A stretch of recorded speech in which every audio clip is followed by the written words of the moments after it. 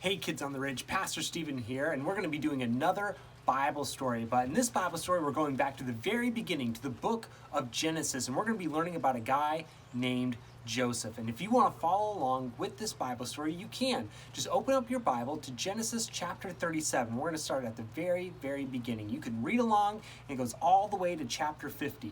Now, Joseph was a very, very cool guy and a very influential guy in the Bible. In fact, everything that really happened in the Bible happened after Joseph did some amazing things that God gave him these cool, incredible. Well, you know what? I won't ruin the story for you. Let's watch and see what happens.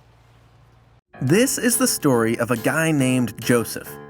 Joseph lived a long time ago, like in Bible times, and he had a good life. But Joseph was about to have a really bad day, like the worst day ever. See, Joseph's dad was named Jacob, and Jacob had a lot of sons. No, more than that. Keep going. There you go. 12. He had a full dozen, and that is a lot of mouths to feed. But of all of Jacob's sons, he loved Joseph the most. He was his dad's favorite son, and everybody knew it.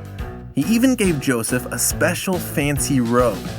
They called it the coat of many colors because, well, it had many colors. Joseph got along well with his little brother Benjamin, but not so much with his 10 older brothers. They started to pick on him because they knew that he was their dad's favorite. Jealous much? But Joseph wasn't just special because he was his dad's favorite. God gave Joseph a unique gift, a talent. He spoke to Joseph through dreams, and Joseph was able to interpret what those dreams meant. Joseph had 2 dreams about himself. In the first dream, he and his brothers were bringing in bundles of wheat from the field. Suddenly, Joseph's bundle of wheat stood up in the middle, and all of his brothers' bundles circled around and bowed down to Joseph's bundle. In the second dream, he was in the sky, and the sun, moon, and 11 stars began to do just as the wheat had done. They all started bowing down to him. Well, those are some weird dreams, but Joseph was excited about them, so excited that he told his brothers about the dreams. His brothers, not so excited. They did not like the message that the dreams implied. "You think you're better than us?" they asked.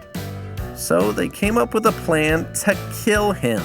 Yep, you heard me right, actually kill him.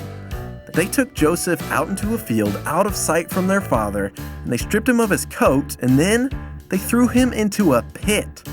You know, there's a reason they call them armpits, because pits stink. So Joseph was in this pit, looking up at his brothers who were trying to decide how to kill him, when a group of slave traders came traveling by, and this gave one of the brothers an idea.